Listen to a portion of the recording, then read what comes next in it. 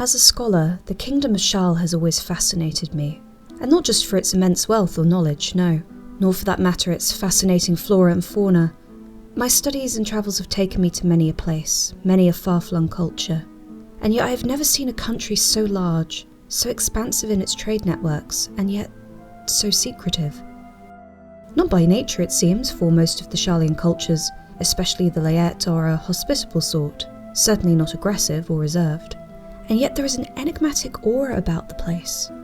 In the houses of knowledge and the closed doors of the temples, in polite half-smiles that do not reach the eyes and seem to imply I know less than I should, in the ways they speak of truth and lies like one with the watchman. In those lands my eyes felt clouded, in a way that the locals' eyes were not. It was like a veil, deep as the night, and bright and blinding as the desert sun.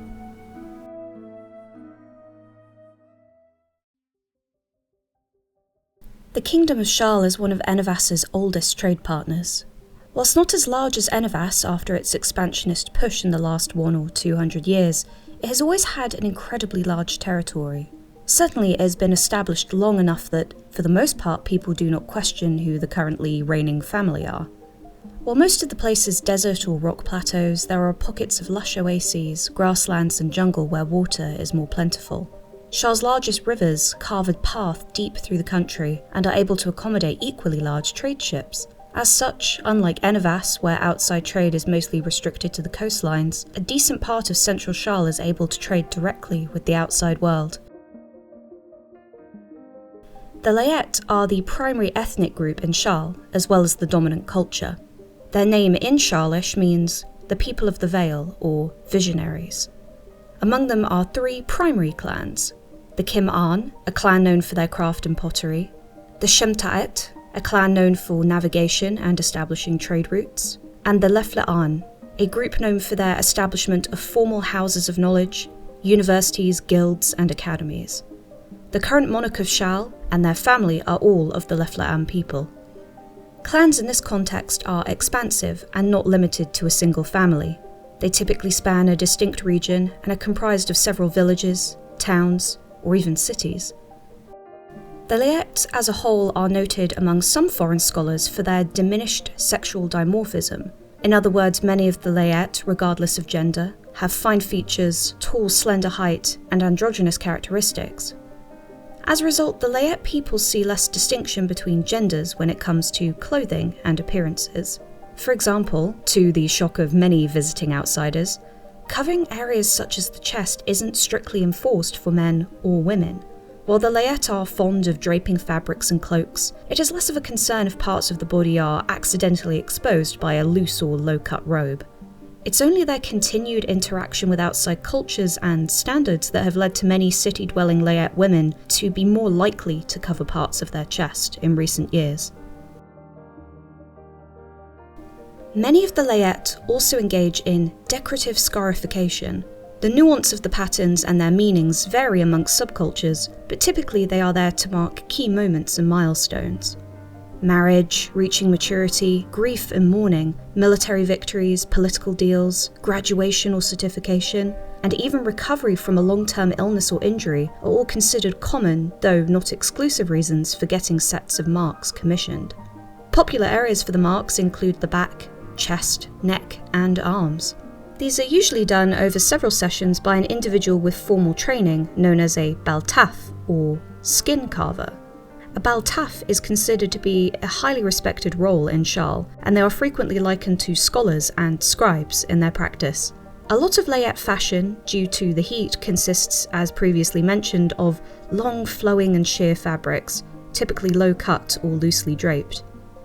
In particular, low or non-existent backs are popular, not just as a fashion statement, but to show off larger-scale scarification patterns. The Layet, along with nearly all other Shaalish people, centre their culture around scholarly pursuits. Their philosophical outlook on knowledge and the unknown is complex and nuanced, to say the least, with terms like truth scribe also serving as their word for scholar. The concept of truth itself is a blend of two words: lef, which means to solve, unhide or lay bare, and le, which refers to a riddle, a veil, a shroud, or a hidden plan. As such, Shaal produces a vast number of scholars and is home to numerous esteemed houses of knowledge. Although Enevas would likely never acknowledge it, there was a time when Shaal's understanding of the Ulnata far outpaced their own, largely due to Shaalians being less averse to disturbing human remains, and their relentless pursuit rather than avoidance of the unusual and the unknown. Their telescopes, renowned for their precision, are highly coveted by sailors and astronomers alike. That being said, nearly every field of study is approached with a near spiritual intensity and reverence. The most distinct form of more spiritual practice in Shaal is that of the Namtal Kam Et, those who walk in dreams. A single practitioner is known as a Namtal Kam Etne. These individuals may be part of a more supporting cast of scholars and custodians, those that aid the practice in various ways, or they may be a focal practitioner, a Namtal Shof, priests of visions, or dreamers, as some call them. Dreamers undergo years of study to master the art of half-dreaming, entering a semi-conscious state for prolonged periods of time. During these trances, dreamers are believed to attune themselves to the magical veil that pervades all things. As magic reacts to life and intent, absorbing thoughts, memories, and emotions, it is thought that dreamers can glean knowledge from beyond the veil that separates most people from the essence of magic. Skilled, veteran dreamers are among few who can consistently sense ghosts and shades, for example. This dreaming practice is often aided by secondary rituals, such as meditation, the burning of specially infused incense, chanting, and the consumption of herbs and potions. Esh, a plant favoured by rune-carving alchemists, is also a popular tea among dreamers due to its calming and focusing properties. Esh is a well-known export from Shaal, as it thrives in the heat and is in demand the world over for alchemical practices. As for the dreamers, it blends particularly well with other more hallucinogenic ingredients. The most distinctive feature of a dreamer is their eyes. Whether due to prolonged exposure to various substances, extended trance-like states, or perhaps true glimpses of the divine, dreamers' eyes gradually develop signs of polychoria, the splitting and appearance of multiple pupils. Their states of waking and sleeping begin to blur over time, with many eventually slipping in and out like the ebb and flow of the tide. The oldest dreamers often speak of seeing the world in layers, as if the real waking world were projected onto a sheer fabric, with shifting images continuously lurking behind. External cultures, such as Enevas, frequently and rather erroneously group those who engage in this practice, the Namtal Kam Et, and those who follow their wisdom and advice under a common religious banner, calling them sleepwalkers or somnambulists. However, from an internal Shaalish perspective, this practice is not viewed as a religion, but rather as a vocation akin to that of a scholar. As such, there is no specific term for it as a religious belief, only a role. You would not say that someone who looks at the stars believes in the stars, you would say they study them. Dreamers frequently consult with other specialists, such as historians, archaeologists, or astronomers. The current monarch is herself a Namtal Shof. She is rumoured to have once entered a semi-lucid waking dream that lasted for 3 whole days, during which she apparently survived without food or water. When she regained her senses, the queen ordered a star chart to be brought to her. She then marked a spot in the sky and, with their best telescopes trained on that exact spot, her advisors supposedly discovered a previously unknown nebula. Shaal now stands at a cultural and spiritual crossroads. The magical ley lines that split down their country have led to a number of unqualified masses engaging in waking dreams.